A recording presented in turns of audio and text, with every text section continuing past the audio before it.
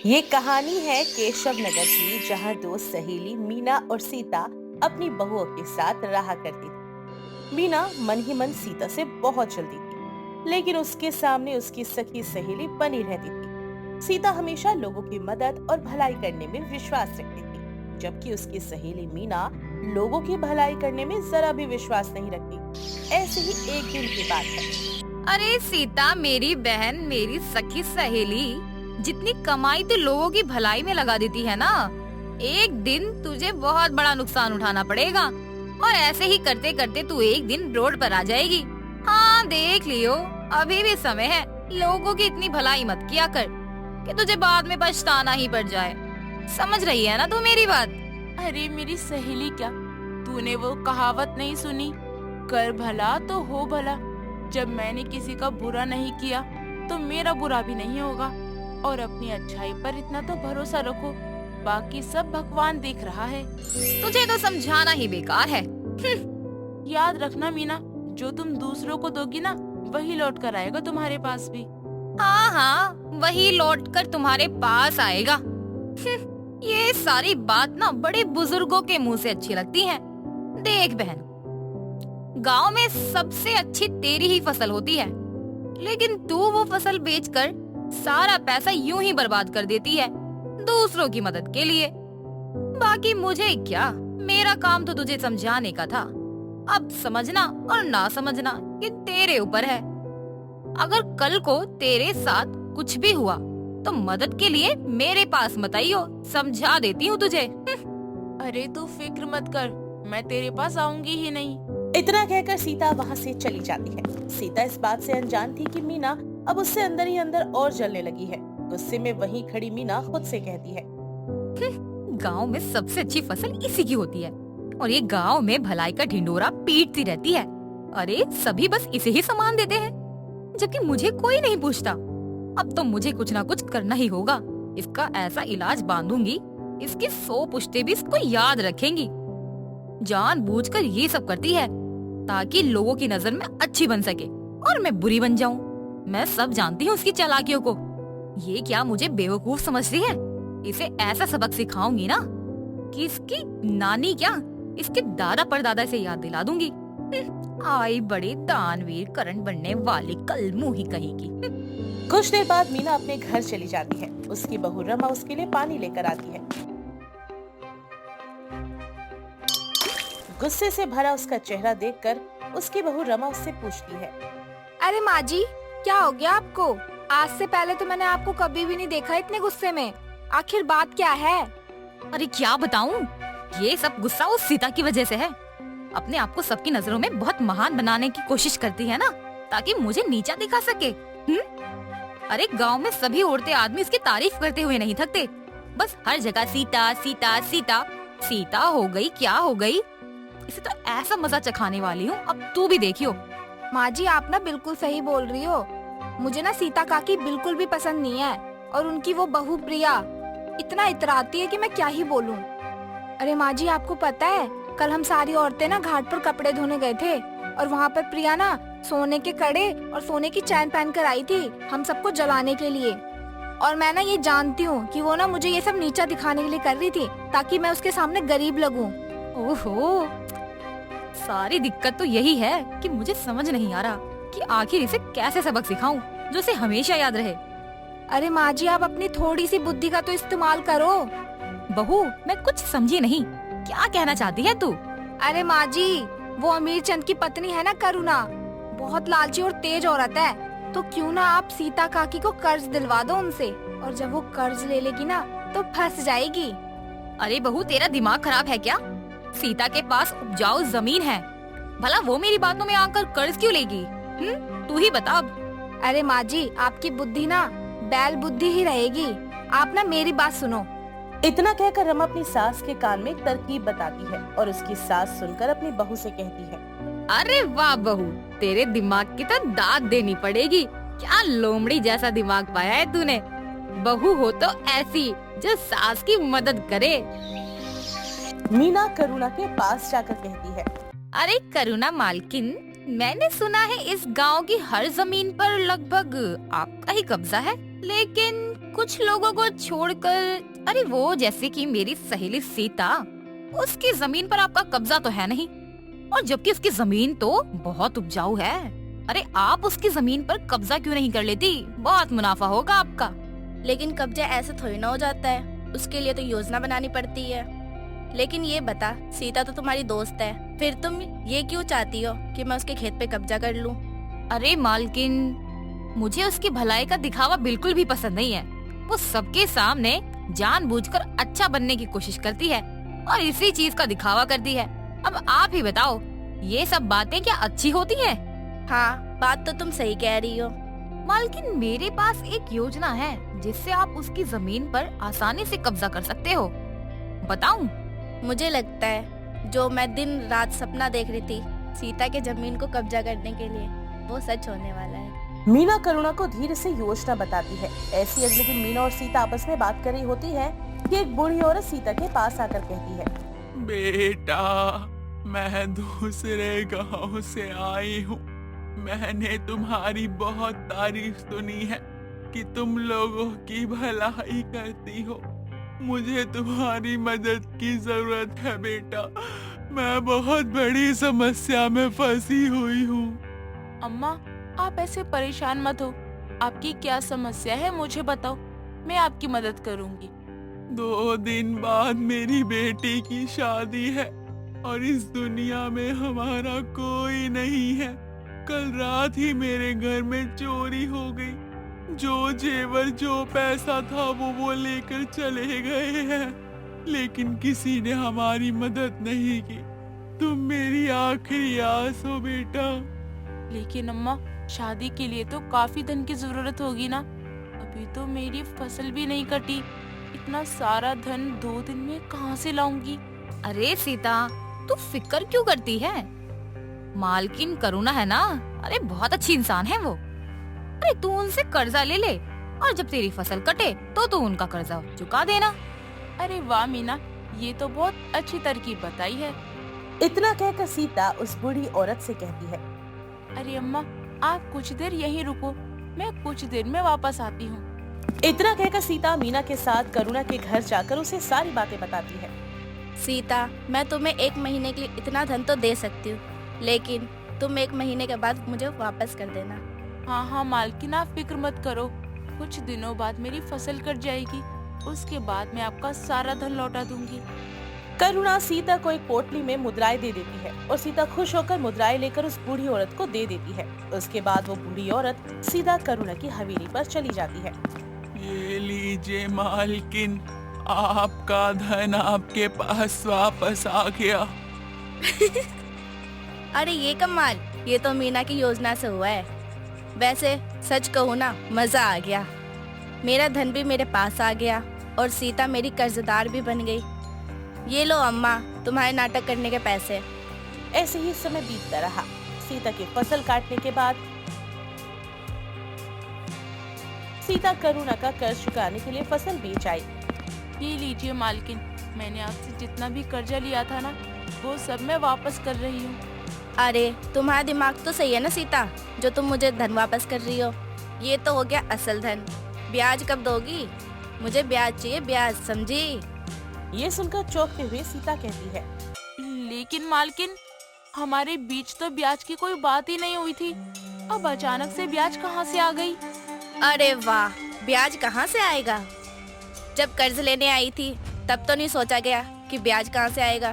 तब तो मैंने ठेका ले रखा था कर्ज देने का। मुझे क्या किसी काले कुत्ते ने काटा था जो मैंने तुझे धन दिया था?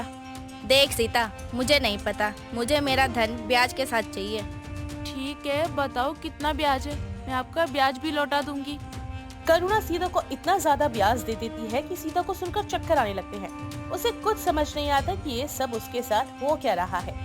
करुणा उसके खेतों को जबरदस्ती हड़प लेती है। सीता परेशान होकर ये सारी बातें अपनी बहुओं को बताती है। उसकी बहू गांव के मुखिया के पास जाती है इस मामले का हल निकलवाने के लिए, और वो सलाह अपनी सास को भी देती है। अरे करुणा, ये सब क्या है? अरे तुमने धोखे से सीता की जमीन पे कब्जा किया है क्या? मुखिया जी, ये सीता झूठ बोल रही है। मैंने ब्याज के बारे में बता दिया था, तब मैंने रकम दी थी। अगर मेरी बात पे यकीन नहीं हो रहा तो इसकी सहेली मीना से पूछ लो। मीना, तुम बताओ, करुणा क्या सच कह रही है? जी मुखिया जी, करुणा मालकिन सच बोल रही है। मीना के मुंह से ऐसी बात सुनकर सीता के पैरों तले से जमीन ही खिसक गई। मीना तू ये सब क्या कह रही है? देख सीता, मैंने सबके सामने सच ही कहा है। जो बात थी मैंने वही बताई। माना तू मेरी सहेली है, लेकिन मैं झूठ का साथ तो नहीं दे सकती। और वैसे भी गांव में तुम्हारी झूठी प्रशंसा सुन सुन कर तो मैं तंग ही आ चुकी हूँ। मुझसे अब और झूठ नहीं कहा जाएगा। अरे अरे, तुम कहना क्या चाहती हो? साफ साफ बोलो। देखिए मुखिया जी, सीधी सी बात है, सीता एक झूठी औरत है। ये अपनी कमाई का आधा हिस्सा गरीबों में दान करती है, लेकिन सिर्फ इसलिए ताकि लोग इसकी प्रशंसा कर सकें और इसके आगे पीछे घूमें। लेकिन मैं जानती हूँ मुखिया जी, ये सब दिखावा है, दिखावा। नहीं मुखिया जी, ये मीना झूठ बोल रही है। अरे चुप हो जा झूठी औरत। मुखिया जी, इसने मेरे साथ धोखा ही नहीं बल्कि मेरे घर में चोरी भी की है। करुणा के साथ मिलकर मीना सीता पर झूठे झूठे आरोप लगाते हुए कहती है। मुखिया जी, मैं जानती हूँ सीता के बारे में। वो कभी भी मेरी रकम ब्याज के साथ नहीं लौटा पाएगी। अब आप ही फैसला कर दीजिए और ये ऐलान कर दीजिए कि इसका खेत अब मेरा हुआ। हाँ, इसके बदले इस पर रहम करके छोटा सा जमीन दे दूंगी इसको, जिससे वो अपना खेती करके अपना जीवन काट ले। क्या तुम कहीं उस छोटे से हिस्से की बात तो नहीं कर रही जो बंजर पड़ा हुआ है? हाँ हाँ, तूने सही पहचाना। इससे ज्यादा मैं और कुछ नहीं कर सकती। अरे सबकी बातें सुनकर और मैंने अपने दिमाग से ये विचार किया है कि आज के बाद सीता की जमीन करुणा की हुई और करुणा का वो छोटा सा हिस्सा जमीन का वो सीता का हुआ। अब आगे कोई इस मामले में बात नहीं करेगा। जैसा मैंने बोला है वैसा ही होगा। सीता किसी से ना तो बहस करती ना ही कुछ कहती। वो मुंह लटकाए आंखों में आंसू लिए घर पहुंचती है। उसे ऐसा रोता देख उसकी बहू प्रिया उससे पूछती है। माँ जी, आखिर क्या बात हो गई जो आप इतना रो रही हो? सीता अपनी बहू को सारी बात बताती है। अरे माँ जी, इतनी भलाई करने के बाद आपको आखिर में क्या ही मिलता है सिवाय बुराइयों के? अरे देखो ना माँ जी, अब हम सड़क पे आ गए, हमारी जमीन भी चली गई। हम कैसे अपना गुजारा करेंगे? एक ही सहारा था हमारा, जमीन, वो भी चला गया हमारा।